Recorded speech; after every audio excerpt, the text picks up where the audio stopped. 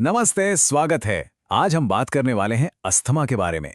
एक ऐसी कंडीशन जो है तो बहुत आम, पर अक्सर लोग इसे ठीक से समझ नहीं पाते। सोचते हैं बस सांस फूलना ही तो है, पर नहीं, इसके पीछे एक पूरी की पूरी कहानी है।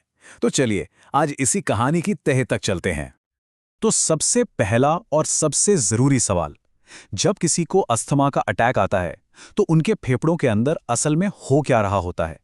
क्योंकि अगर ये समझ आ गया ना तो इसे मैनेज करना बहुत आसान हो जाता है। मेडिकल भाषा में देखें तो अस्थमा ये है। अब इसमें 3 शब्द बहुत जरूरी हैं। पहला है पुरानी, यानी क्रॉनिक, मतलब ये कोई आजकल की बीमारी नहीं है, ये लंबे समय तक साथ रहती है। दूसरा है सूजन संबंधी, यानी इन्फ्लेमेटरी, मतलब इसमें सूजन का बहुत बड़ा रोल है। और तीसरा श्वास नलिकाएं, मतलब वो पाइप्स जो हमारे फेफड़ों तक हवा ले जाती हैं। तो चलिए अब कहानी के पहले हिस्से में चलते हैं। ये समझने की कोशिश करते हैं कि शरीर के अंदर आखिर गड़बड़ होती कहाँ है। ये ना एक तरह का चेन रिएक्शन है। अस्थमा का अटैक ना बेसिकली 3 स्टेप्स में होता है और ये सब बहुत तेजी से होता है। सबसे पहले हवा की नलियों में सूजन आ जाती है। इसके जवाब में हमारा शरीर और ज्यादा बलगम बनाने लगता है, जिससे रास्ता और भी तंग हो जाता है। और फिर आखिर में इन नलियों के चारों ओर की मांसपेशियां एकदम से कस जाती हैं, मानो दरवाजा बंद कर रही हों, और हवा का रास्ता लगभग ब्लॉक हो जाता है। और बस यहीं से अस्थमा का वो सबसे जाना पहचाना लक्षण सामने आता है, घरघराहट।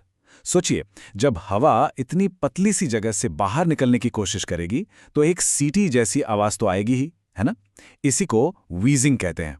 ये साफ इशारा है कि सांस बाहर निकालने में दिक्कत हो रही है। अच्छा, तो ये तो समझ आ गया कि शरीर के अंदर क्या होता है, पर सवाल यह है कि ये रिएक्शन शुरू क्यों होता है? कौन सी चीजें हैं जो इसे ट्रिगर करती हैं? चलिए अब जरा इन बाहरी वजहों को देखते हैं। अस्थमा के ट्रिगर्स की लिस्ट ना काफी लंबी और अलग-अलग हो सकती है। मतलब हो सकता है किसी को धूल मिट्टी से दिक्कत हो, तो किसी को फूलों के पराग से, किसी के लिए ठंडी हवा एक ट्रिगर बन जाती है, तो किसी के लिए इमोशनल स्ट्रेस। और यही बात अस्थमा को एक बहुत ही पर्सनल कंडीशन बनाती है। अपने ट्रिगर्स को पहचानना इसे मैनेज करने का सबसे पहला और सबसे जरूरी कदम है। और हाँ, ये जानना भी जरूरी है कि अस्थमा बस एक ही तरह का नहीं होता। इसे अक्सर इसके मेन ट्रिगर के हिसाब से बांटा जाता है, जैसे एलर्जिक अस्थमा, जो बच्चों में सबसे कॉमन है। फिर नॉन एलर्जिक अस्थमा, जो किसी इन्फेक्शन या स्ट्रेस से शुरू हो सकता है। कुछ लोगों को एक्सरसाइज के बाद होता है और कुछ को अपनी नौकरी की जगह पर मौजूद किसी चीज से। ठीक है, तो हमने प्रॉब्लम को तो अच्छे से समझ लिया। अब आते हैं सॉल्यूशन पर। और अच्छी खबर यह है कि अस्थमा को बहुत अच्छी तरह से मैनेज किया जा सकता है, इतना कि लोग एक पूरी तरह से नॉर्मल और एक्टिव जिंदगी जी सकते हैं। देखिए, डॉक्टर सिर्फ लक्षणों के आधार पर ही नहीं बताते कि अस्थमा है। वो स्पायरोमेट्री जैसे टेस्ट करते हैं, जिससे फेफड़ों की ताकत का पता चलता है।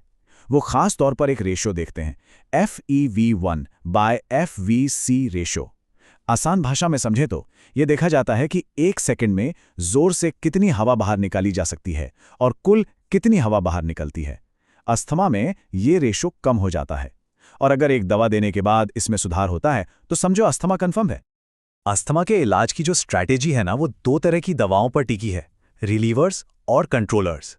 इसको ऐसे समझिए, एक दवा है आग बुझाने के लिए और दूसरी है आग लगने से रोकने के लिए, और दोनों का अपना अपना बहुत जरूरी रोल है।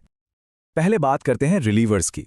ये वो दवाएं हैं जो बचाव का काम करती हैं, मतलब जब अटैक आया तब ये तुरंत काम करती हैं। ये कसी हुई मांसपेशियों को ढीला करती हैं, हवा की नली को खोलती हैं ताकि वापस सांस ली जा सके। इन्हें जब जरूरत हो तब इस्तेमाल किया जाता है। और फिर आते हैं कंट्रोलर्स। ये हैं असली गेम चेंजर। ये रोकथाम के लिए हैं। ये सीधे प्रॉब्लम की जड़ पर काम करते हैं, यानी उस पुरानी सूजन को कम करते हैं। इन्हें रोज लेना होता है, तब भी जब कोई लक्षण महसूस ना हो रहा हो, ताकि भविष्य में अटैक आने का चांस ही कम हो जाए।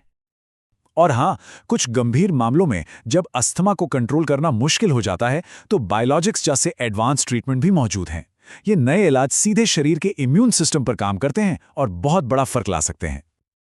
लेकिन रुकिए, अस्थमा मैनेजमेंट सिर्फ इनहेलर और दवाओं तक ही सीमित नहीं है। एक अच्छी जिंदगी जीने के लिए कुछ लाइफस्टाइल स्ट्रैटेजीज भी उतनी ही जरूरी हैं। चलिए देखते हैं कि वो क्या है।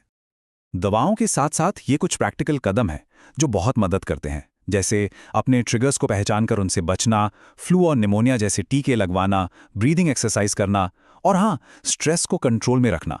ये सब मिलकर इलाज को और भी असरदार बना देते हैं। अब एक जरूरी और थोड़ी गंभीर बात, ये सब मैनेजमेंट इतना जरूरी क्यों है?